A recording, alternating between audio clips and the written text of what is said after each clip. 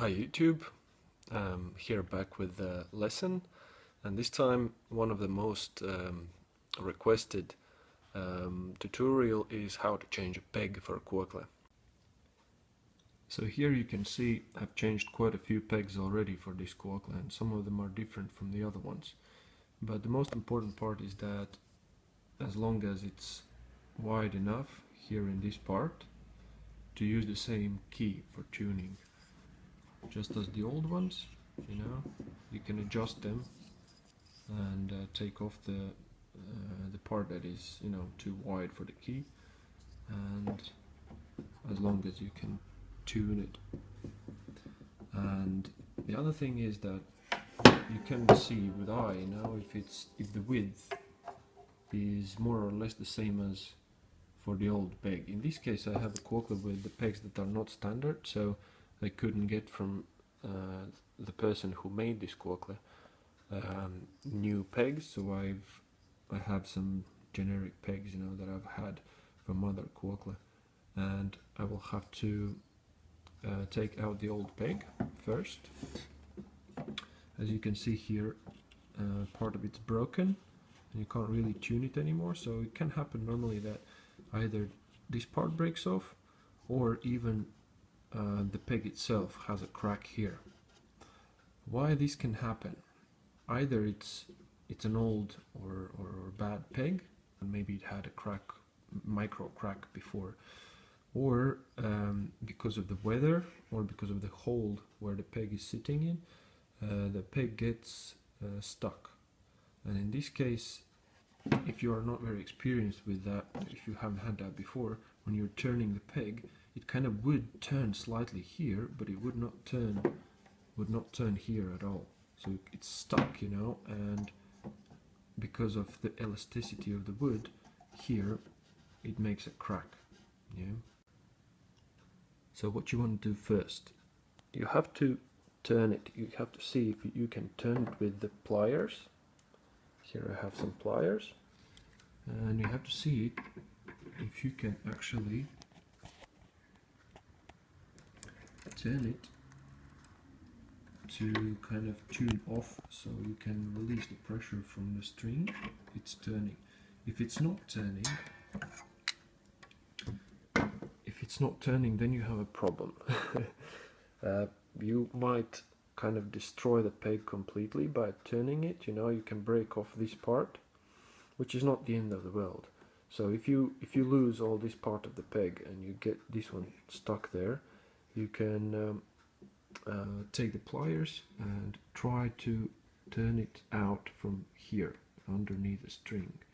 If it doesn't work, you might have to hold it here. Maybe you have to even kind of cut off the string with the pliers or with the metal scissors, and in that case you will have to destroy the strings and just try to turn it out.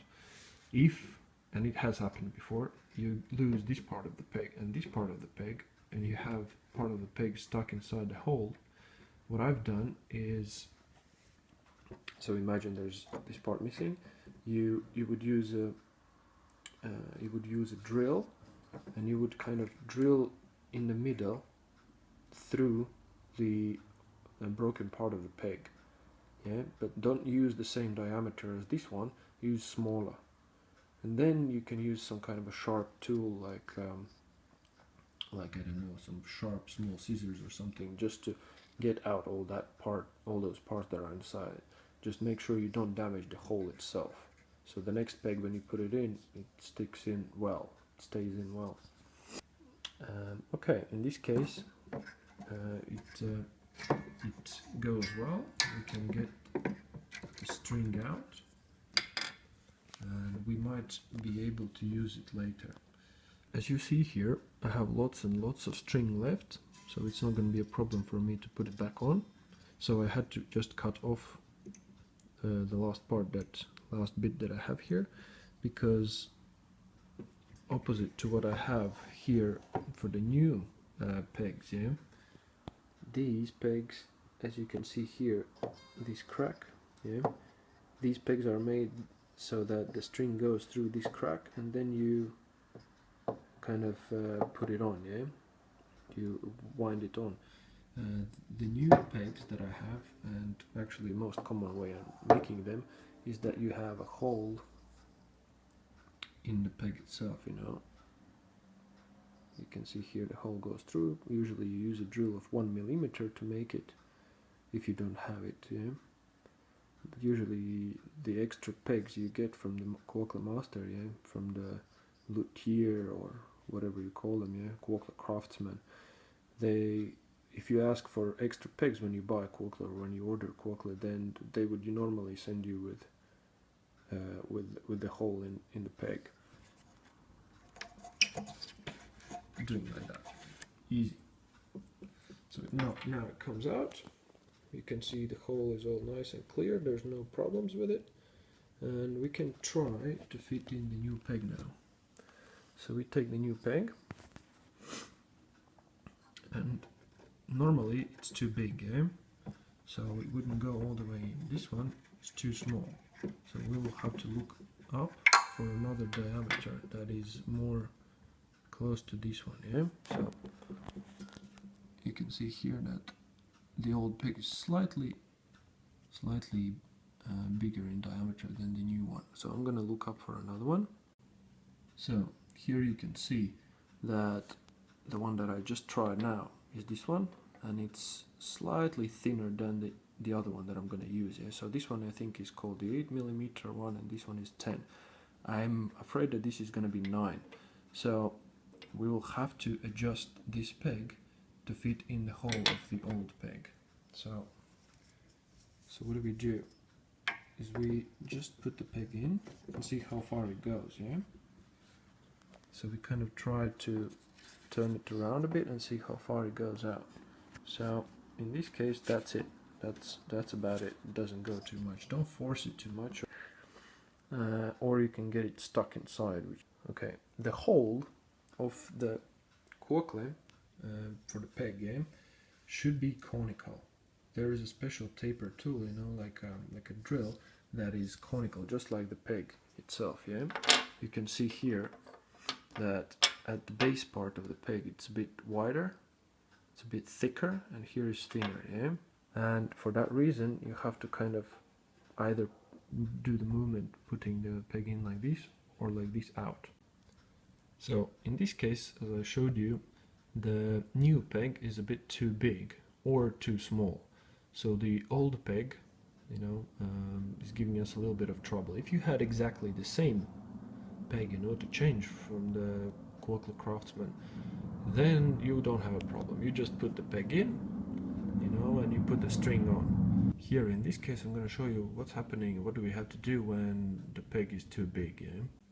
So what you need here is sandpaper and a file. So this is called a file, yeah. And this one is 180, which I guess fits for the purpose. We have to adjust the width, but we have to do it all through the way. We still have to keep the diameter proportionally smaller here than here. I'm making a kind of vertical movement with the file and turning the peg slowly, you know, while I'm using the file on it. So it's more or less something like this. You have to find the comfortable position for you. If you have a working table for wood, you know, or whatever crafts, then it's easier. But if you have only your hands and legs, you know, just find a comfortable position for yourself. And what I'm usually doing is I'm kind of putting the peg and going down and turning the peg slowly, you know, by 2 or 3 millimeters at a time, and kind of trying to go the same strength, the same push every time I'm going on with the file, yeah. So it has to be moderate, you know, don't overdo it, just do it slow and all the time the same movement, yeah. Of course you have to check now and then if you haven't done too much, but make sure you don't do it you know, too much in one place and less in the other one, because then it's not going to be perfectly circular, or conical, and you won't be able to put it in or use it for your kokle. Then what I do is I go on with the sandpaper, kind of turning it like a screw, just trying to have the surface similar to what it would feel like in how it would sit and turn inside the hole for the peg in the kokle. Because with the file we were doing the vertical movements, now we have to do kind of horizontal or turning movements to even out the lines that we have made on the surface of the peg with the file. So there you go. And now I will just see if it goes in and how far in it goes. So you can see it goes just a little bit more. So I have to take a lot more off. So I've finished filing and smoothening this peg. Let's see how it goes in. So now I'm putting it in. While you are adjusting the width for the peg, just try it several times in and see if it goes in well or no. In this situation, what you would do is you would put the string through the hole, obviously, and you would just wind it around to the level of other strings. So one of the most important things is when you play, it's very nice to feel that all the strings are in the same level. Obviously for this kokle they are in different levels, but that's not too hard to adjust. But it's always best to put it in the same level, or more or less in the same level as other strings. So you would see here that I would have to wind the string around and down to this level. Another thing you want to keep in mind is that the peg should not be too stuck in the hole, or not too loose either, because then it's going to lose the tuning very easy. So there's kind of, it's a tricky business to adjust the width of the peg, but also to find out which is the best kind of feeling for the peg sitting in the hole. If it's too loose, you want to kind of push it in a little bit because it's conical, or if it's too hard, you might want to slowly and carefully just kind of pull it out a little bit while turning at the same time. If it doesn't turn at all, there is a very like a drastic way of doing it, but sometimes there's no other way. You would use the key or something else, from wood or rubber or whatever it is, something hard, to hit it a little bit out, just a little bit out, and then turning again. You don't have to hit it all the way out, just a little bit, just to gain some more turning for the peg. And it should turn more or less without problem. If it starts jumping like clack clack, if it's not turning smoothly, then there might be a problem with the peg or the hole itself. Usually it's the peg that has not been adjusted well.